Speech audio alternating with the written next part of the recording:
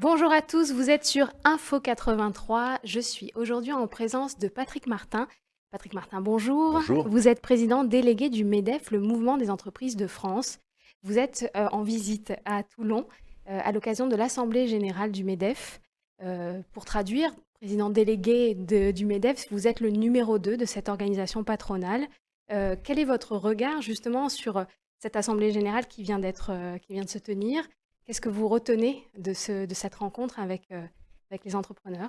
D'abord aux côtés de Geoffroy Roux de Bézieux, qui est le président en titre du Le MEDEF, numéro 1. le numéro 1, qui est un ami. On est très, très à l'écoute de ce qu'on appelle dorénavant les territoires, parce qu'on se doit d'être à Paris, dans les ministères, au Parlement. Et la vraie vie, si je peux parler ainsi, elle se passe bien dans les territoires. Il se trouve que l'Union patronale du Var est l'union patronale la plus puissante du réseau MEDEF, 122 structures territoriales, que nous y avons des amis. C'est donc avec beaucoup de plaisir, mais pour travailler aussi, je me suis rendu à Toulon. Vous dites la plus puissante. En effectif, justement, 122, c'est le plus gros effectif dans les délégations. Alors que le département du Var est important, l'agglomération de Toulon est importante, mais c'est pas le plus gros département, la plus grosse agglomération. C'est dire si le travail a été fait et si l'UPV apporte beaucoup de services à ses adhérents, c'est un modèle pour notre réseau. L'UPV, bien sûr, qu'on connaît bien, qu'on reçoit régulièrement en plateau, qui nous donne des nouvelles de nos entrepreneurs, c'est important. Est-ce qu'il y a, selon vous, avec votre regard, un ADN particulier dans les entreprises du Var? Oui, bon, d'abord, il y a une typologie, il y a un tissu économique qui est singulier. Il y a moins d'industrie que dans d'autres territoires. Il y a en revanche des services, singulièrement autour du tourisme, mais pas que, également dans le digital, qu'on ne retrouve pas forcément partout. Et nous, il nous importe de bien comprendre les spécificités de chaque territoire pour que nous les intégrions et que nous apportions les bonnes réponses. Et puis, nos amis de l'Union patronale du Var nous remontent des messages et en retour relaient très bien toutes les positions que le MEDEF prend au niveau national. Pardonnez-moi si je suis un peu néophyte, mais j'imagine que cette Assemblée générale, elle a porté aussi sur les énormes bouleversements qu'ont connus les entreprises depuis 2020. Je pense que vous avez peut-être évoqué les aides, que faire à la fin des aides, comment continuer ensemble, comment supporter les entreprises. Il y a un premier point, et il nous faut être très insistant là-dessus, c'est la nécessité, l'impératif que tout le monde se vaccine. Parce qu'on ne peut pas se permettre, les entreprises, les salariés, le pays ne peuvent pas se permettre un reconfinement.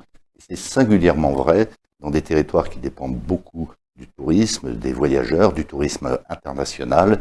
C'est un impératif pour notre pays que tout le monde se fasse vacciner, y compris les plus jeunes. Moi, avant toute chose, je suis chef d'entreprise dans ma propre entreprise où j'ai 2500 salariés. J'ai mesuré encore hier que bon nombre d'entre eux n'envisageaient pas de se vacciner. Je n'ai pas d'autorité, je ne peux pas les obliger à se faire vacciner, mais on doit faire cette pédagogie. Après, bien évidemment, on a parlé de la situation économique avec des choses très positives, avec malgré tout des freins. Je ne reviens pas sur la situation sanitaire aléatoire et un peu inquiétante, mais des freins sur les difficultés d'approvisionnement qu'on ne voyait pas venir et qui pénalisent notamment la filière du bâtiment, des travaux publics, certaines industries aussi, et puis des difficultés de recrutement qui sont terribles et qui existaient avant le printemps 2020, mais qui se sont exacerbées pour des raisons qu'on ne comprend pas très bien. Ça freine la reprise, mais la reprise est là malgré tout. Quelle est votre entreprise? Vous avez une entreprise de quoi? Alors, j'ai une vieille entreprise, bientôt bicentenaire, totalement familiale, j'en suis l'actionnaire majoritaire, qui principalement est dans la distribution professionnelle, d'une part à destination du bâtiment, des produits de plomberie, sanitaire, chauffage, d'autre part à destination de l'industrie, tout ce qui sert à la maintenance des usines en particulier, et qui va réaliser cette année à peu près 900 millions d'euros de chiffre d'affaires, qui en faisait 50 il y a 35 ans. C'est donc une entreprise familiale, vous le disiez, hein? Familiale et provinciale, et ça je le revendique, c'est pour ça que j'ai beaucoup de plaisir à venir dans nos départements. Alors, elle a un gros défaut, mon entreprise, elle n'est pas née dans le Var, elle est née dans le département de l'Ain et son siège est toujours implanté là-bas, mais je revendique cet ancrage territorial. Vous avez raison, vous avez tout à fait raison. Alors, le travail, l'entreprise change à vitesse grand V, on l'a vu notamment à la faveur de la crise sanitaire. Les modes de travail se sont transformés et c'est vrai que au MEDEF, vous avez aussi changé un petit peu d'identité, une identité graphique qui se veut nouvelle, qui se veut coller peut-être plus à la réalité aujourd'hui de ce qu'est l'entreprise. Je ne sais pas si on pourra peut-être vous mettre quelques images de cette nouvelle identité, puis vous la verrez s'offrir à votre regard. Mais quel regard justement vous portez sur cette nouvelle identité du MEDEF? Écoutez, notre précédente identité datait d'il y a 22 ans. 22 ans, c'est beaucoup et peu à la fois. Le monde a beaucoup changé. Les entreprises elles-mêmes ont beaucoup changé. J'y reviendrai si vous m'en laissez le temps. Et nous, ce qu'on voulait surtout, c'est bien remettre en avant le terme d'entreprise. Tout le monde sait peu ou prou ce qu'est le MEDEF, mais beaucoup ignorent que dans MEDEF, il y a avant toute chose entreprise de France. Donc ce nouveau logo, cette nouvelle identité veulent affirmer ça de manière beaucoup plus forte. Et puis on a repris notre raison d'être, parce qu'à l'initiative de Geoffroy Roux de Bézure, on avait une raison d'être qui est agir ensemble pour une croissance responsable. Chacun de ces termes a un sens, chacun de ces termes est fort. On revendique la croissance parce qu'on ne comprend pas comment on pourra assurer la prospérité de nos concitoyens, l'équilibre de nos finances publiques et de nos régimes sociaux s'il n'y a pas de croissance, mais une croissance responsable, une croissance frugale, et ça renvoie à un des thèmes que vous avez soulevé. Il faut absolument que nos entreprises mutent pour mieux prendre en compte la RSE, mais singulièrement la dimension environnementale. Bien sûr, alors ce nouveau logo, puisqu'on parle d'un logo, d'une identité graphique, il se veut plus moderne, bien sûr, avec des marqueurs un peu de technologie, de start-up, donc de gestion agile, en fait, de l'entreprise. C'est ce que vous souhaitiez insuffler dans cette nouvelle vision ? Oui, bien sûr, les technologies évoluent, mais les méthodes de management évoluent parce que les attentes des parties prenantes, des salariés singulièrement et des plus jeunes en particulier, évoluent beaucoup. Et nous, c'est notre responsabilité au MEDEF, nationalement, mais également dans les départements, de porter, d'éveiller, je dirais, les chefs d'entreprise, pour ceux qui ne le sont pas déjà, et les sensibiliser à tous ces sujets parce que c'est une condition de la réussite.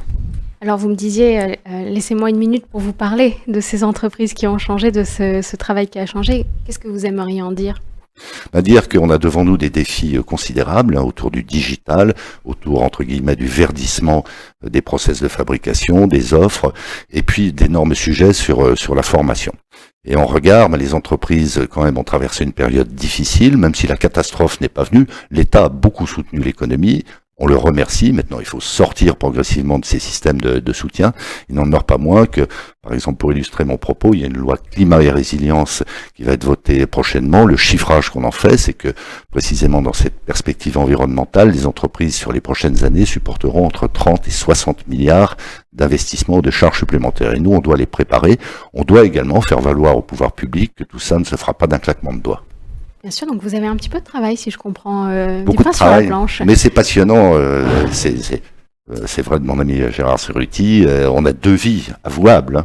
On a notre vie d'entrepreneur, avant toute chose, qui nous permet d'avoir les pieds sur le terrain, Oui. et puis cette vie d'engagement syndical bénévole, hein, j'insiste beaucoup là-dessus, qui est elle-même passionnante aussi. Donne du sens aussi, vous imaginez mener ce style de combat ? Je suis un peu né là-dedans, moi ça me plaît beaucoup, ça m'intéresse beaucoup, c'est très enrichissant intellectuellement, ça ouvre les chakras, ça ouvre les œillères, et puis bon, peut-être que c'est de la forfanterie, mais on a le sentiment d'être un petit peu utile. Merci beaucoup Patrick Martin pour ce partage, ce regard sur les entreprises et le travail qui change. Vous êtes donc le bienvenu sur Info 83 pour tous ces chantiers que vous mettez en œuvre. Vous nous direz un petit peu comment ça avance, en tout cas si vous le souhaitez. Merci donc Merci à vous. Et merci à vous de nous avoir suivis sur Info 83. À très bientôt.